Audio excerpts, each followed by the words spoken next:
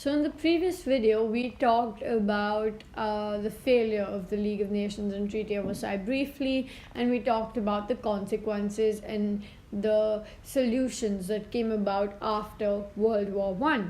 However, in this video, we're going to talk about how those very solutions and those very peaceful institutions and their failure is what led to the cause of World War II. Now, World War II actually began with Hitler's advance, and the way Hitler advanced was through the failure of the League of Nations and the Treaty of Versailles, and subsequently the League of Nations. Now, the Treaty of Versailles was obviously initially created to keep peace between the nations. However, forcing Germany to sign that treaty was probably the worst decision to make. The intense anger over the Treaty of Versailles was in fact one of the major reasons that caused World War II. Now, the people that were angry were numerous. Firstly, we had Germany that was angry over its territorial losses. So Germany had lost many cities in France. And secondly, Germany was angry over the Baltic Sea, because the Baltic Sea went right through Germany, and the reformation of Poland and the division of Germany in this way gave Poland access to Germany and split Germany into two parts, which people weren't happy with. So over here we have territorial, let's just write reparations, that's better, because they had to accept full responsibility for the start of the war due to the Wargeld Clause. So reparations for Germany, along with split into two parts / territory. Now, apart from Germany, there were also quite other countries that were angry with the Treaty of Versailles and had problems with it. One of them being Italy. Now, although Italy was given land as payment for the efforts they had, it did not offset the cost of the war, and it did not satisfy their ambition to grow either. So therefore, they had this resentment and anger towards the Treaty of Versailles. So, not satisfied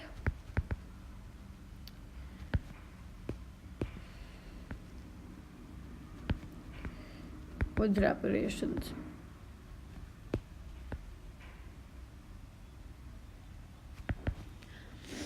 Another country and nation that was also angry, we have Japan. Now, Japan had a problem with the Treaty of Versailles, as they felt that the reward for their participation in the war that they deserved for gaining control over China was not given and was not up to the mark. So they felt that they weren't acknowledged and weren't given reparations.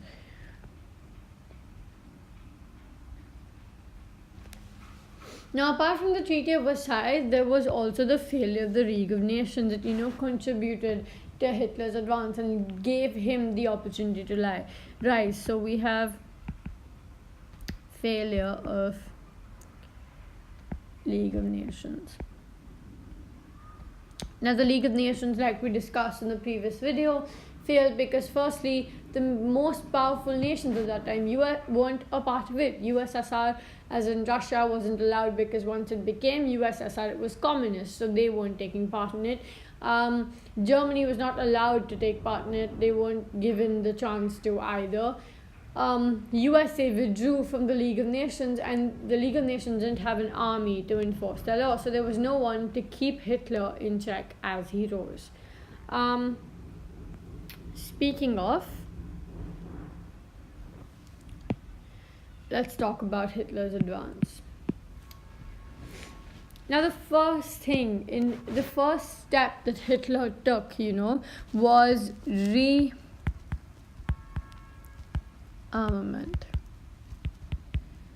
Like the name suggests, what Hitler basically did was as soon as he came to power let's just write that over here, he came to power in 1933, he started to build up the German army and air force. He did all of this in secret, obviously, because rearmament was forbidden by the Treaty of Versailles. However, that does not change the fact that he broke the Treaty of Versailles by through rearmament, even if it wasn't secret. The second step of Hitler's was Rhineland.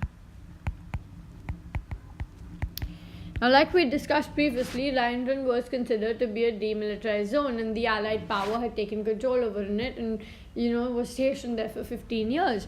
However, in 1936, Hitler he ordered German soldiers to march into Rhineland.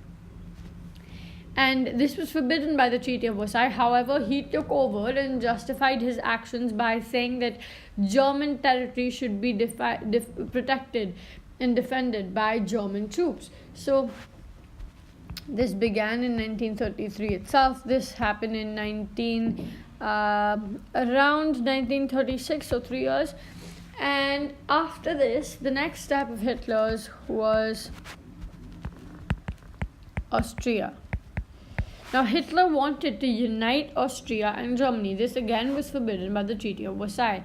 However, he sent troops to Austria and forced the leaders over there to have a election to see if the people wanted to join Austria with Germany. So Hitler made sure that this election was obviously rigged, and 99% voted for unification. So Austria's unification was his next step, which he was successful in.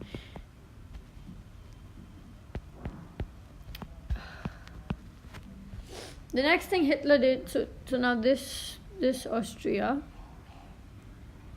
over here is a part of Germany. The next thing Hitler did was taking over Poland. Now, Germany and Russia had their own pact where they promised they would not fight each other and divide Poland between themselves. However, Hitler demanded back the parts of Poland that had been taken away from Germany. They had been taken away during the Treaty of Versailles. Now, Poland refused, and on the 1st of September in 1939, Hitler invaded.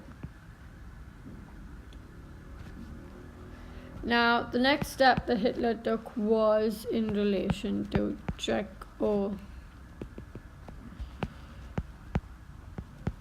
Czechoslovakia.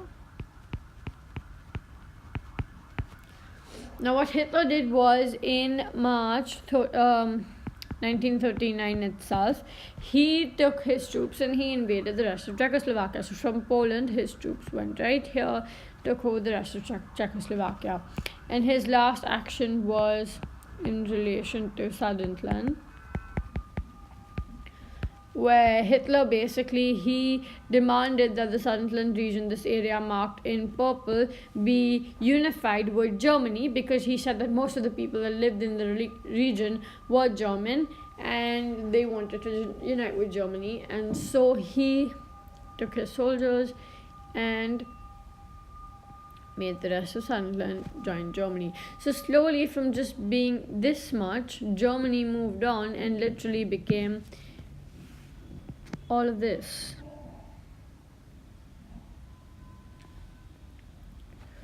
That as well, I forgot that. So Germany, you can see how Hitler expanded and how smart he was and how cunningly he just expanded that entire area. And because the Treaty of Versailles and the League of he technically broke all the laws of the Treaty of Versailles. However, due to the League of Nations not having an army or any royal power and being a toothless organization, there was nothing or no one who stopped him, and this allowed him to rise, and this basically marked the beginning of World War II.